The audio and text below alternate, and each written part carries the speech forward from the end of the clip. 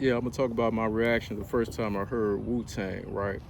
All right, so the year was 1993. I was in the ninth grade, 13 years old, going on 14, right?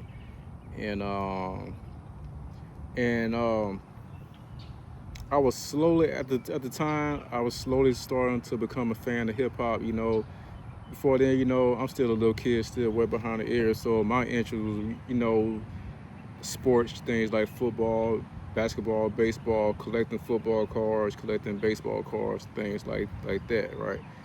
So, like my exposure to hip hop, you know, I remember at age 11, first time I heard NWA, a friend of mine, he lived right next door. He had the tapes, he used to get them from his dad, right? So we used to listen to NWA, and hearing NWA, I really started my interest in hip hop really started to slowly peak, right? I mean, just by hearing NWA cuss on records, that was just mind blowing, right? Because before then, I didn't even know they even let people cuss on records, because living with your parents, listening to what they listen to in the house, things like some of their old soul, Al Green, things like that, Luther Vandross, Freddie Jackson, Anita Baker, things like that. So I wasn't even used to even hearing people cuss on records, right?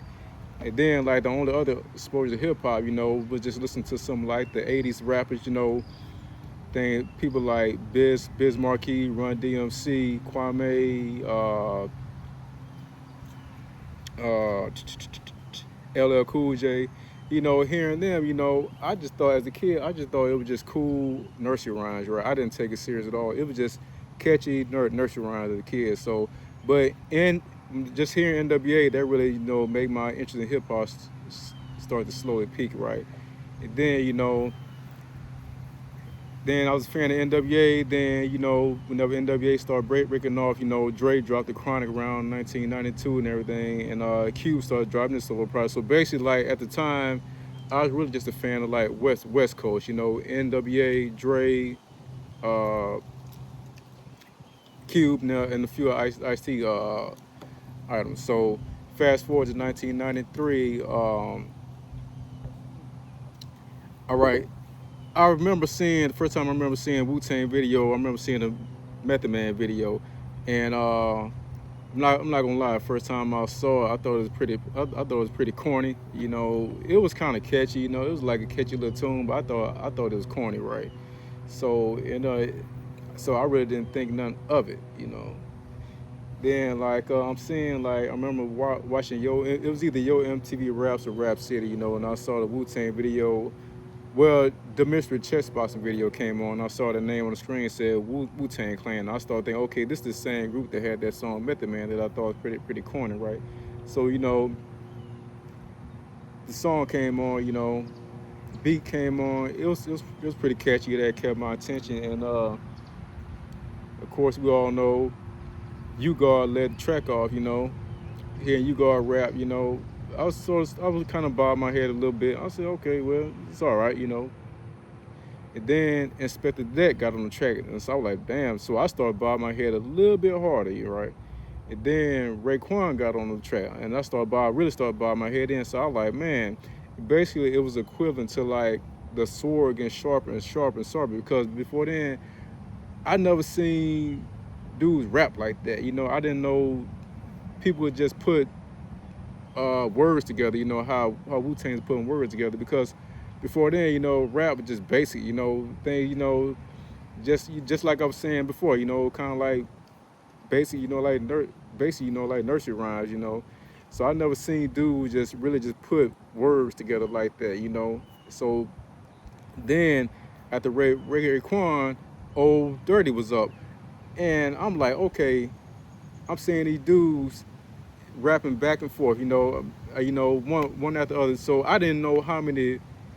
I'm thinking like, how many people are in this damn group, because before then, rap, besides NWA, rap really didn't have too many groups. Back in the '80s, it was all about the rapper and the DJ. The rapper and the DJ. You was either rapper or you had your DJ. It wasn't too many groups at the time that I could think of, right?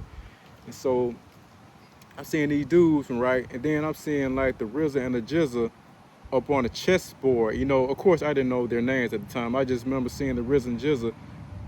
They're moving like a chess piece, and after they move a chess piece, another dude started rapping.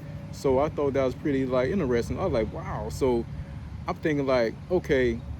Then after old dirty Ghostface get up, I was like, damn, how many people in this damn group? Like, is this a group or is this a compilation of rappers? Like I didn't know.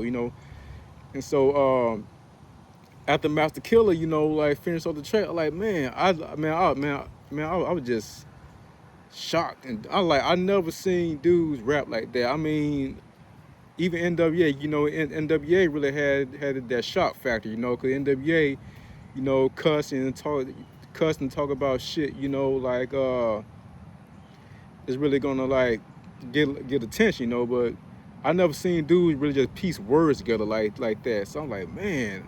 So I'm thinking like, so basically I'm going on home every day, turning on Rap City, UMT Rap, trying to see that video again, And then I remember seeing Cream. Cream came out maybe like too much, maybe like not that much longer, right? So I'm seeing Cream. It was just, of course, just Ray and Inspector Deck rapping on there. And I'm like, okay, these dudes never heard Cream. Okay, these dudes rapping about some real life shit, that people can relate to. Like people struggling, trying to find where the next meal coming from. Okay, so not only are these dudes like verbal assassins, as I witnessed on the Mr. Chess Box, they rap about real life shit. So after hearing that, I became an instant fan. So as a kid, I'm trying to like scrape up whatever pennies I have, as a 13, 14-year-old, I'm shit. Of course I don't have no job, I'm doing little things to make money, like cutting grass, washing cars, doing whatever. So to scrape up whatever change I had to go find this damn tape. And at the time, I didn't know if they just came out or they had a record out already. Keep in mind, cause I'm not from the East Coast, so basically like I'm from the South, so Wu-Tang wasn't really even creating a buzz down South.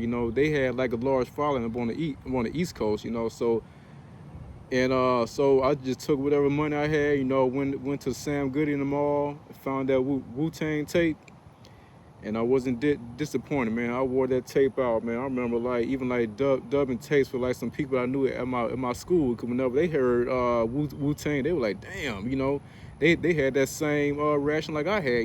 I just never seen dudes rap like that. So yeah, that's my first reaction here at Wu-Tang. I wasn't disappointed. Been a fan since.